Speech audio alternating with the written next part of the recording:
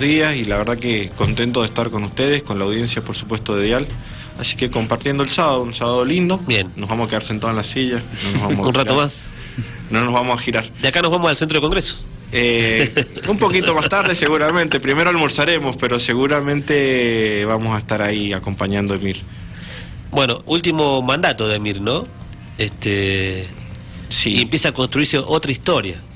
Sí, la verdad que obviamente que se encara todavía un intendente que está tomando las riendas nuevamente del municipio, reconduciendo por supuesto políticamente, desde lo político, desde la gestión, indiscutido, y la verdad de esos intendentes que van a marcar una historia, ¿no? Te lo reconoce, y sobre todo en las urnas los vimos, hasta gente que no tiene la afinidad política con el peronismo. La gestión de Emir ha sido brillante. Y bueno, obviamente que habrá que pensar, y seguramente esto es un equipo. O sea, y por más que sea una redundancia, la capacidad que ha tenido Emir, y que a veces no la ves en otros partidos políticos, es la de generar un equipo en donde probablemente quien por consenso de ese equipo y seguramente con el ojo de Emir, ¿no? Pueda tomar la posta. Hay mucha gente que está en la capacidad de hacerlo, ¿no? Hay muchos. Sí. Hay varios. Sí, eso es lo que tenemos, y es bueno. Bueno, vos estás también, vos sos uno, ¿no? No, yo no. Yo, ¿qué voy a hacer? Yo me gusta trabajar, pero seguramente hay gente que tiene mucha más capacidad en cuanto al carisma político. Yo lo único que me gusta es trabajar. ¿No te gustaría ser intendente? Sí, claro que sí, Bueno, cuando pero está en política se prepara, hay que ¿no? ver, uno por ahí, nunca me lo he planteado desde lo personal. Por supuesto que siempre he tenido la vista en otras personas, y obviamente que a mí me gusta muchísimo la política y me gusta trabajar. Y por supuesto quienes estamos en política todos miramos con cariño esos lugares, pero también, bueno, creo que puedo aportar desde distintos lugares, y si el equipo necesita que uno acompañe, por supuesto estaremos. Pero seguramente hay gente que va a estar, no digo más capacitada que yo, pero que sí tiene quizás una posibilidad mejor que la mía, ¿no? Bueno, se vienen días interesantes en la legislatura, ¿no? Rodolfo Suárez, pero lo dijo Suárez en la campaña. Lo dijo. Apenas asume, los voy a hacer trabajar. Bueno, lo hizo con otras palabras, por supuesto, pero no. Sorprendió, ¿no? La llegada del proyecto de reforma de la 7722. Ahí, de toque, ¿no? De alivio, fue sin anestesia, vos que sos profesional de la salud, ¿no? No, sí, la verdad que en realidad era una decisión del gobernador electo, fue una promesa de campaña de él. ¿Pero te lo imaginabas tan pronto? Digo, sí, porque la verdad que tiene una necesidad profunda Suárez de plata. Sí. No lo quiere reconocer, pero bueno, hay signos, por ejemplo, el no pago a los docentes suplentes, hay situaciones, el no pago en algunas empresas, por ejemplo acá en el Chestacó, donde nos han manifestado que está atrasado el pago de la obra. Hay signos de déficit de caja, ¿no? Y realmente necesita activar la economía de Mendoza, una economía de Mendoza que obviamente está muy, muy hackeada por la deuda, y seguramente necesita tomar medidas urgentes y rápidas. Y esto además que son procesos que son muy lentos, ¿no? ¿Y ustedes como equipo, qué van a hacer? La verdad que es una ley áspera, ¿no? Hay que partir de la base de que nosotros, que el radicalismo tiene en este momento en senadores y en diputados la mayoría, tanto numérica como el del quórum. O sea, antes, por ejemplo, que a veces la gente no lo entiende, pero nosotros en senadores podíamos frenar algún proyecto de ley o quitarle quizás, digamos, meterle un poco más de cuña al oficialismo, quitándole el quórum y no tratándolo. No lo hicimos muchas veces, pero sí era una herramienta. Hoy día ni esa herramienta existe como para poder frenar un proyecto. Entonces tienen los números necesarios para tratar ese proyecto. La idea nuestra es, si el proyecto va a salir, que sea de la mejor forma posible, y hay muchas alternativas. O sea, nosotros no queremos repetir la historia con Cornejo. Queremos, si vamos a analizar el proyecto y si vamos a trabajar con el proyecto, queremos que se nos escuche e incorporar controles ambientales de las organizaciones, inclusive controles internacionales que por ejemplo la ONU tiene un sistema de control, que si la provincia digamos, abona una cuota anual, se ocupa de los controles de los procesos, de crear una agencia de minería para que audite los procesos. No hablemos que audite lo que pasó al final o audite cada vez que la minera quiere, sino que audite en los momentos en que se está produciendo el mineral. Hay muchas cosas que nosotros podemos aportar como para que si la ley tiene que salir, al menos tenga los mayores controles posibles y los mayores estándares posibles para que la ley sea tratada. Veremos si nos escuchan. Si se nos escucha, obviamente tendremos una postura, y si no se nos escucha y si no se escucha a la comunidad, que es lo que dije algún tiempo atrás, sí. Si esto no tiene obviamente una charla con quienes participan, y de los dos lados, porque uno entiende a las asociaciones que protegen el agua, que están principalmente en Alvear y que tienen sus preocupaciones y que son muy razonables, y también tenemos que escuchar a los malargüinos que también necesitan, que no tienen una actividad agrícola importante, que no tienen una actividad productiva agrícola importante y necesitan de estas otras actividades que están en su derecho también de ejercerlas. Tienen hasta una escuela técnica minera y estamos haciendo estudiar chicos ahí para que no puedan ejercer la actividad. Entonces, creo que hay que escuchar a todos, ¿no? La semana pasada charlábamos con autoridades de la Cámara de Comercio, no recuerdo bien el número, pero nos decían la cantidad de egresados que ha tenido en los últimos 12 años la Escuela Técnica Minera, y que gran parte de esos jóvenes se han ido del departamento. ¿Sí? ¿Cómo yo hablo de arraigo y de identidad con un departamento cuando al pibe le digo, andate a laburar a otro lado, o trabajar de otra cosa, y te he preparado para que te quedes acá? Es como difícil de entender eso, ¿no? Hay que avanzar con mucho cuidado, y creo que inclusive otra de las cosas que tenemos que ver es la licencia social en cada uno de los lugares, ¿no? O sea, a lo mejor no podemos habilitar o trabajar en una ley que habilite de lleno todos los departamentos, pero sí que, por ejemplo, se vayan logrando, por ejemplo, a través del plan de ordenamiento territorial, que haya un informe sectorial por parte del municipio en forma obligatoria, entonces que el intendente junto con su comunidad decida si en su departamento va a haber o no va a haber minería. Por eso creo que de alguna manera va a haber que avanzar. Creo que no sería lógico si no lo podemos frenar. Mire, lo de fracking, sí. El justicialismo se paró, no quiso hacer aporte, no pudimos avanzar, y Cornejo hizo lo que quiso. Y casi no hay informes, casi no se rinde cuenta. Entonces creo que al menos no repetir la experiencia del fracking, sino al revés, tratar de que, bueno, si esto hay que hacerlo, lo hagamos lo más seriamente posible, y que el justicialismo le ponga la agenda a Suárez diciéndole: vos vas a hacer la ley, muy bien, pero nosotros vamos a incorporar todos estos artículos que le garanticen a las comunidades, obviamente, el cuidado del medio ambiente, el cuidado del agua, y que le garanticen controles reales, no controles que estén enunciados. Entonces, por eso la participación ciudadana dentro de los procesos mineros creo que es muy importante. ¿Está la tecnología para hacer esos controles hoy? ¿Qué datos tienen ustedes? Hoy día está la Dirección de Minería, por supuesto que esto es otra de las exigencias, casi porque también es real, no hay actividad minera en Mendoza. Entonces no hay personal, es muy poco el presupuesto que se asigna, precisamente porque, al no haber actividad, no necesitas nutrir una dirección de profesionales, de tecnología, de estudios, para obviamente llevar adelante un control exacto. Nosotros vamos a exigir una agencia minera, que estamos trabajando, si incorporarla dentro de la ley o hacer una ley aparte, en donde esté nutrida de un presupuesto especial, en donde existe una policía minera ambiental, que, vuelvo a decir, y en esto es insistencia de quienes estudian estos temas, controlen los procesos in situ, no que vayan a la mina y que vamos a ir mañana a la mina, entonces va el señor de la mina, limpia los pisos, ordena los tachos y qué sé yo, y entonces llegan, sino que puedan acceder a cada uno de los procesos en cualquier momento. Que eso es muy habitual en el Estado, pero en todos los rubros, avisan que van a ir a controlar a veces. Y por eso también, inclusive con esto también, el control de las organizaciones ambientales, que puedan tener una oficina donde ellos puedan ir y apersonarse dentro de los cosas, y a esa gente precisamente evitar cualquier tipo de duda. una cosa, bueno, volvemos a decir, siempre ponemos manto de sospecha, también tenemos que darle un poco de crédito a los controles del Estado, pero inclusive si tuviéramos que sospechar de los controles del Estado, que sea la propia comunidad quien también tenga la posibilidad de controlar. ¿No han charlado esto con Emir?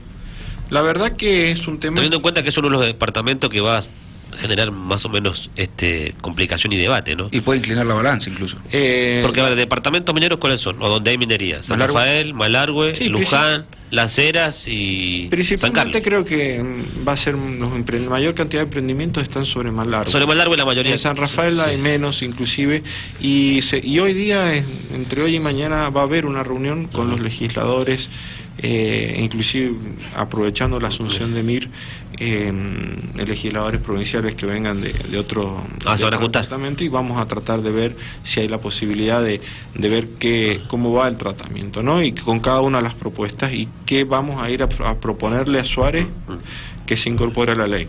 Y ahí se tomará una postura. Bien.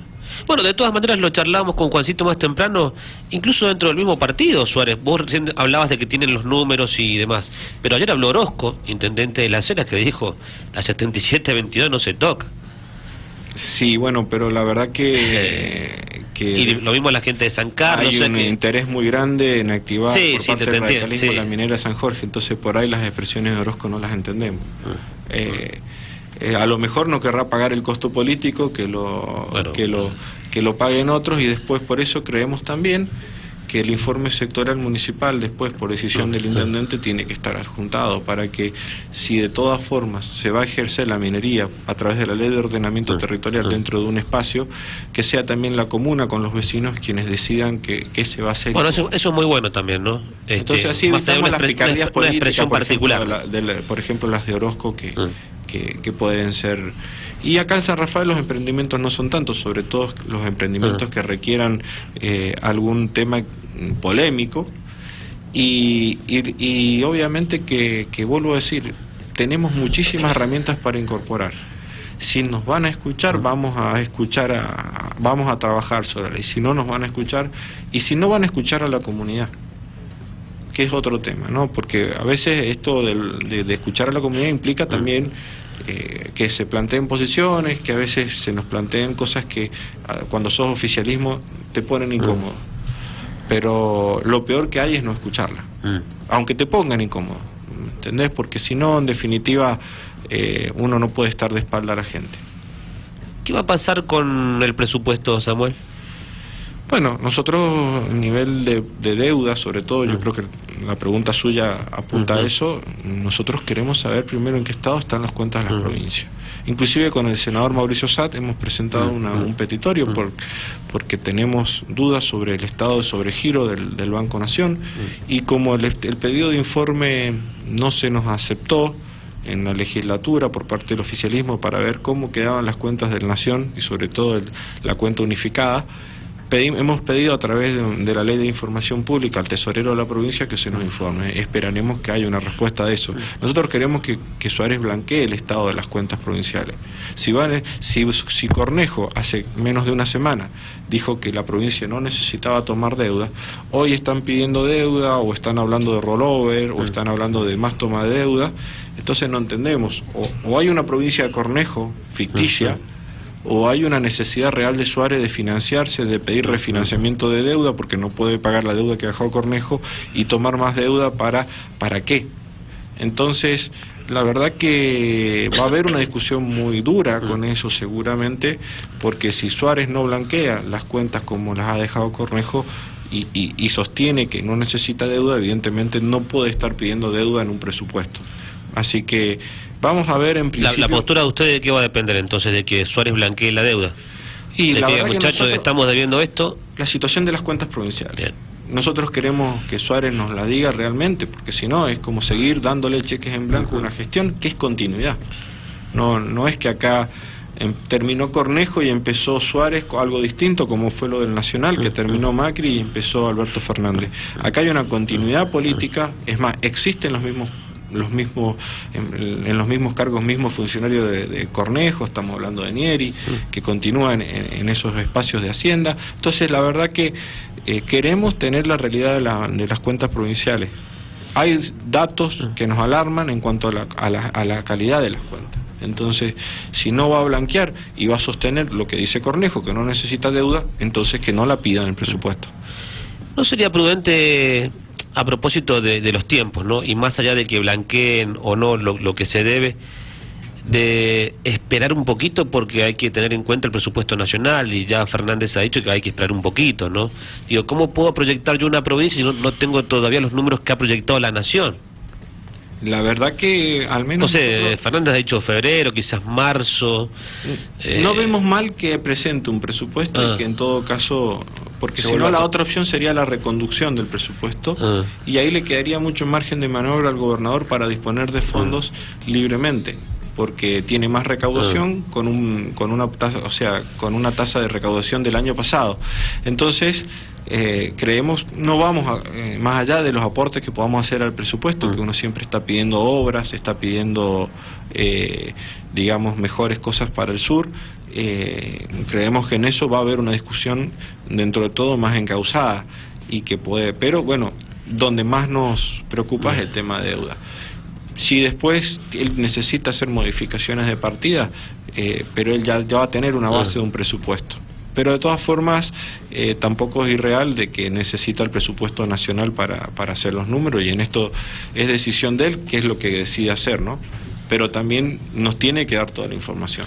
Samuel, se viene fin de año y ya acá a la radio, no digo el sindicalista con el cual también tenemos contacto, pero el laburante común del Estado, ¿no? Ya empieza a preguntar.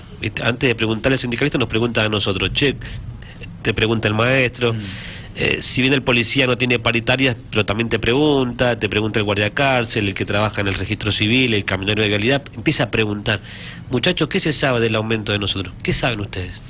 No, en el momento lo único que el mismo gobernador ha puesto en tela de juicio la cláusula gatillo, que era una cláusula... Bueno, ese es el gran miedo que tiene toda la gente, ¿no? Reparadora, digamos, a nivel sueldo, a nivel salario, de que si bien el trabajador no gana la inflación, al menos la empata, ¿no? Y en esto no hay una pérdida real del salario.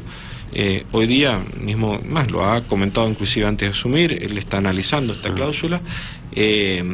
Siempre las paritarias en los últimos 4 años empezaban a partir de esta fecha, obviamente al no haber presupuesto ni nacional ni provincial, inclusive el tema docente con el anuncio del gobierno nacional de que va a llamar a paritarias nacionales para establecer un piso salarial, digamos, y de ahí partir. Obviamente que no hay, digamos, anuncios importantes en este tema. Nosotros estaremos a la expectativa. Cada una de las paritarias que el gobierno ha logrado y ha firmado, que esperemos que sean así, la legislatura siempre las ha homologado, y en esto vamos a estar atentos también a ayudar y ser colaborativos, porque la verdad que no es que con la asunción de Fernández los problemas van a parar, al contrario, van a seguir un tiempo hasta que esto medianamente se pueda reconducir, y esto va a seguir afectando el bolsillo de los trabajadores, principalmente de quienes ganan menos en mayor medida, y obviamente que hay que esperar que se tomen medidas acorde a la realidad económica que vivimos, ¿no? Bien, vos decís que vamos a esperar a ver qué hacemos en esa mesa paritaria para ratificar como hemos venido haciendo en los últimos años. ¿Esa va a ser la postura nada más? Ponete en el lugar de la maestra, ponerle que dice, bueno, ¿qué onda si no hay cláusula gatillo? ¿Cómo arranco? Bueno, lo que pasa ustedes es que como oposición, nosotros tenemos un rol en la legislatura que no es el rol sindical. No, sí te entiendo, pero... la verdad que nosotros, obviamente, por ejemplo, en temas docentes, tendrá que aparecer Enríquez, por ejemplo, o la gente del ATE a reclamar, y bueno, en la medida que las soluciones no se vayan dando, nosotros estaremos interviniendo para dar las medidas de apoyo. Bueno, ahí está, esa es la pregunta. Pero obviamente que no somos, ni debemos, no es nuestra función. Sí, te entiendo. Pero sí el mensaje político, digamos. Sí, por supuesto, lo hemos hecho. A ver, en cuanto nosotros tuvimos la noticia de que usaron políticamente un anuncio como el tema de los docentes suplentes que iban a cobrar juntos y que de pronto, después de las elecciones, dijeron pero ahí que no fueron iban a los cobrar. legisladores que no firmaban, no ratificaban. No, eso no fue así para nada, porque sabés muy bien que no había ingresado el acuerdo paritario a la legislatura. No podemos homologar algo que el Ejecutivo no manda. Desde marzo, cuando nosotros nos dimos cuenta de la situación y nos enteramos de que nos estaban echando la culpa, entre comillas, la nosotros verdad pensamos que tan cuando se hizo el anuncio porque es el maestro suplente y es el celador también. Sí, el celador, exacto. 10.000 yo personas. pensaba, te lo juro, yo pensaba que cuando se hizo el anuncio, que nos llegó el comunicado de prensa, al otro día o al mismo día llegó, no sé, ayúdame Juancito, viste que uno se le pierde el rastro de los temas. Digo, yo pensé que había sido ratificado ya en la legislatura. Claro, y cuando empieza el rumor de que no iban a cobrar, nos llega otro comunicado, digo, ¿pero cómo? Pero en esto, porque por ahí en serio que a veces cuando repetimos que no fue ratificado por la legislatura, inmediatamente la gente tiende a pensar que fue culpa de la legislatura. Bueno, ese es el comunicado que llegó de Dirección General de Escuela, el segundo comunicado, ¿no? Es tan aberrante ese mensaje que están dando. Están vagueando, pues no ponen no. Primero la legislatura, en serio, a ver, tenemos mala fama, mala prensa, pero sinceramente, y la de Mendoza es una de las legislaturas que está de casi todo el año trabajando, excepto enero. Tenemos sesiones a partir de febrero durante todo el año. Entonces no somos de los más vagos en Mendoza, los de Mendoza. Habrán otras que quizás den malos ejemplos, pero no la de Mendoza. ¿Cómo les cayó esa postura de Dirección General de Escuelas? Y la verdad que molestó muchísimo, porque nosotros inmediatamente que ingreso, es más, ese día en la sesión, imagínate cómo estaban los celadores, imagínate cómo está, se le agarraron con ustedes, los celadores, los maestros. Pedimos el sobretabla, bueno, si no se hace tratado, tráigalo, y no estaba ingresada. Tienen un nivel de caradurismo, o sea, mienten cuando anuncian para engañar a la gente, esto de tomarle el pelo a la gente, que le gusta mucho a esta gestión, a la gestión pasada. No quiero echar tinta sobre Suárez, si bien sabemos que es una continuidad, pero bueno, es otro gobernador, y esperemos que hayan distintas actitudes, pero les han tomado el pelo. Les tomaron el pelo con Portezuelo antes de las elecciones diciendo que iba a haber trabajo, y hoy día Portezuelo, yo quisiera saber si alguno ha contratado trabajo y si la obra está, porque ni siquiera está licitada. Y con este tema de los celadores, el nivel de caradurismo es muy grande. Ni siquiera habían enviado la paritaria a la legislatura, porque nosotros inmediatamente que nos dijeron, porque no está homologada, bueno, nosotros como legisladores en el medio de la sesión tenemos la posibilidad de tomar cualquier expediente y tratarlo con los 2/3. No estaba el expediente, no estaba en la legislatura ni siquiera enviado. Entonces, evidentemente, y además en temas paritarios, la legislatura tiene un acuerdo que si la patronal y el empleador se ponen de acuerdo, nosotros no tenemos por qué, salvo que hubiera una ilegalidad o una situación que no fuera regular. Sí, la verdad que no tenemos por qué. En esa semana lo charlábamos con los oyentes y con la gente. Fue muy fuerte, ¿no? Porque el laburante se ilusiona, ¿no? Voy a correr los 2 meses, voy a contar con esa platita para esta fecha, ¿no? Y de pronto te encontrás que nosotros tenemos que comunicarle, che, ¿sabes qué? Nos llega este comunicado. No, ha sido tremendamente caradura. Tremendamente caradura. En esto hay muchos temas, la verdad que la caradurez de la gestión anterior ha sido horrible, y han dejado un gobierno de Suárez con muchas complicaciones financieras que seguramente muchas de las proyecciones electorales que ellos hicieron hoy día van a estar como complicadas. ¿Con quién estamos charlando, Juancito? Estamos con Samuel Barcudi, senador provincial justicialista del Frente Elegí. Está con nosotros aquí en Libre de Deuda y nos está acompañando, por supuesto, en esta mañana. Estamos en 4 frecuencias simultáneas y vos que estás allí del otro lado te podés comunicar al 264-3357-25. Bien, por último, y te agradecemos por venir, Samuel. ¿Cuál es el balance respecto de tus proyectos? Bueno, la presentado uno de análisis de próstata ahora. Sí, en realidad hemos presentado 112, 114 proyectos, entre proyectos de resolución de declaración, un poquito, porque yo sé que a los periodistas a mí no les gustan, pero a veces también a la comunidad te lo pide, y la verdad que alguna vez alguna asociación, alguna comunidad nos piden, y realmente no porque no tenemos, pero en realidad mi tarea ha trabajado mucho en el tema de pedidos de informes, de control. Mira, te digo más, te lo digo públicamente, no se los digo a todos, ¿no? Presentate uno, pero uno que vos decís le cambia la vida a la gente. Laburé todo el año en un proyecto.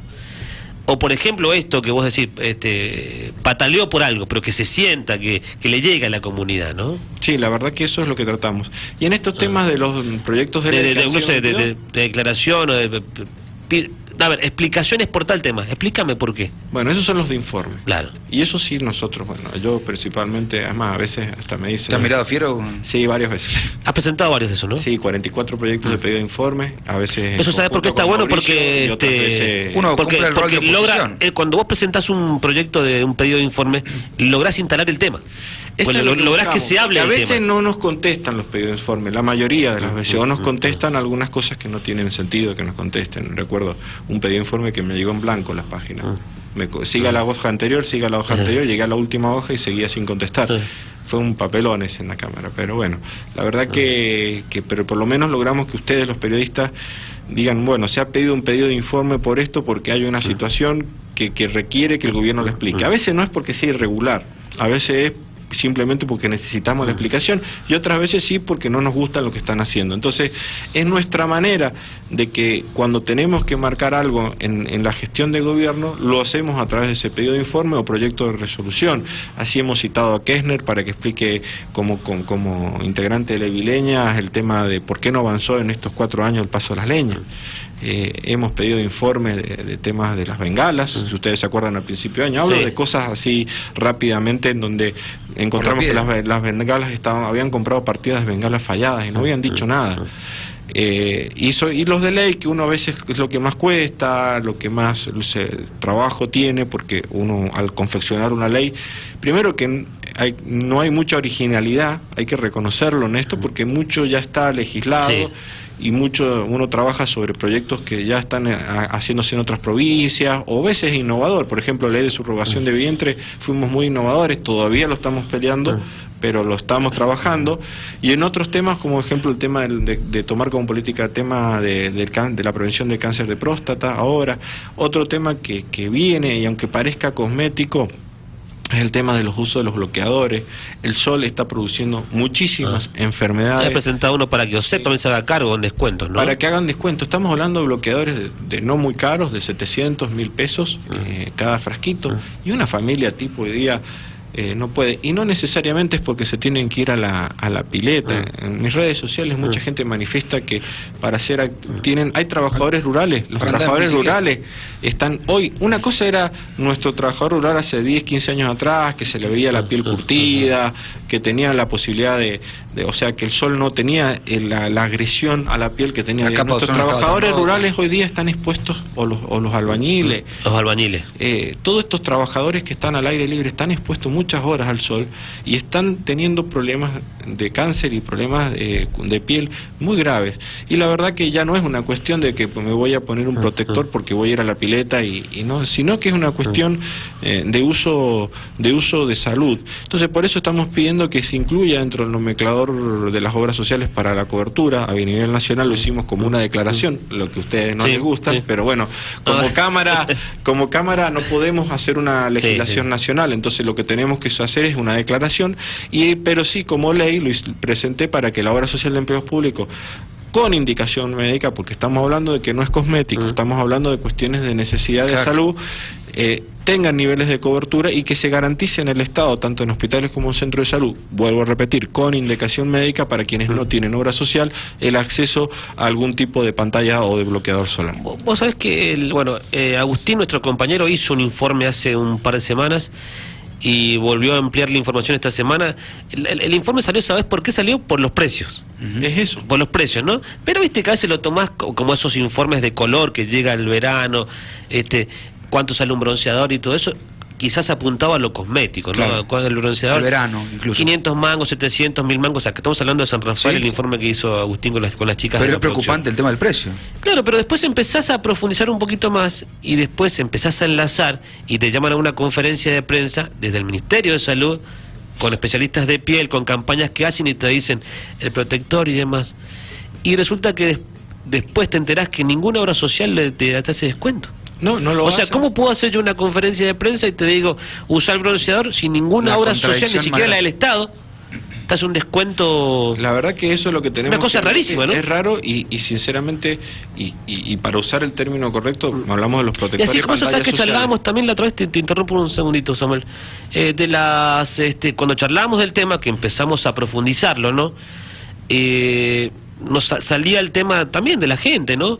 de las cremas para diabéticos y demás, ¿no? Hay muchas cremas que no tienen grandes descuentos o no tienen descuentos. Y que entran como estética. Claro, que no las consideran como medicamento. Corregimos que eso es un Sí, la verdad que las obras de las sociales tratan de pagar lo menos posible en esto y hay que pelear. Porque empiezan a surgir un montón, ¿viste? La gente que es la que le pasan las experiencias empieza a decir, pero yo tengo por alcohol, pero esto no me entra descuento a mí. Y yo soy diabético. Y lo que pasa es que esas cremas antes de la gestión de Macri tenían un precio. A veces uno suena repetitivo, pero a veces esto es real, ¿no? O sea, había un precio, por ahí la gente no lo tomaba.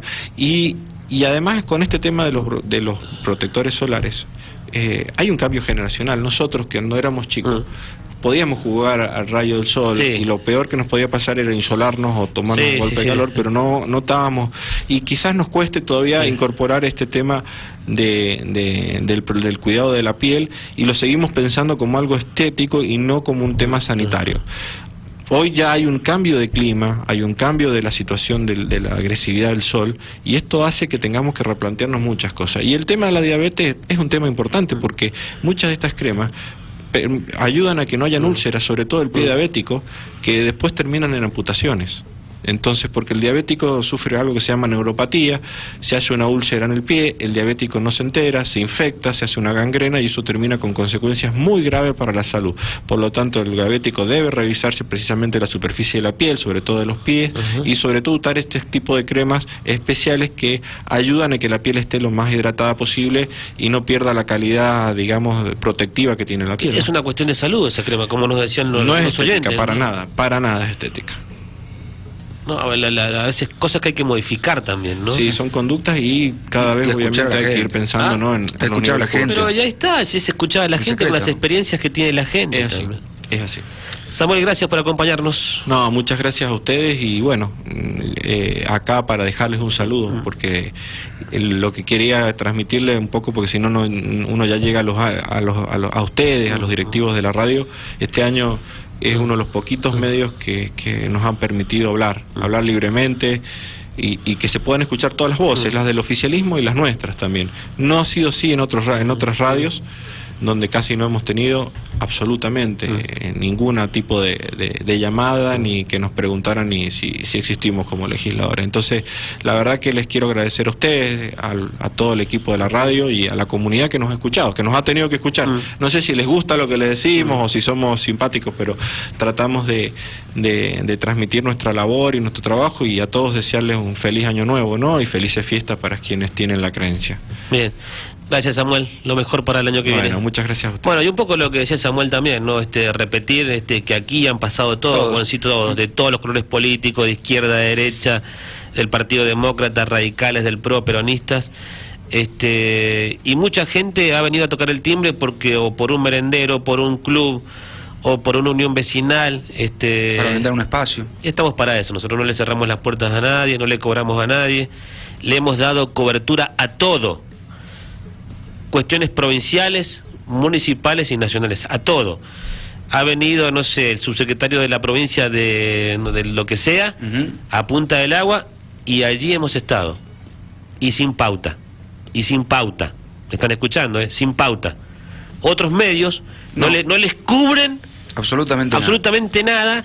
Acá en San Rafael estoy hablando. Y se han llevado millonadas de plata acá en San Rafael y no les han ido a cubrir, pero nada. Nosotros estamos para otra cosa, quizás entendemos el periodismo de otra forma, ¿no? Le hemos dado cobertura a todo. Nadie se ha quedado afuera y no nos sobra la guita, ni mucho menos, ¿no? Así que bueno, gracias, Samuel. Gracias, Juancito. ¿Nos vamos, Juancito? No, falta un rato todavía, falta un rato. Este podcast estará disponible en dialradio.com.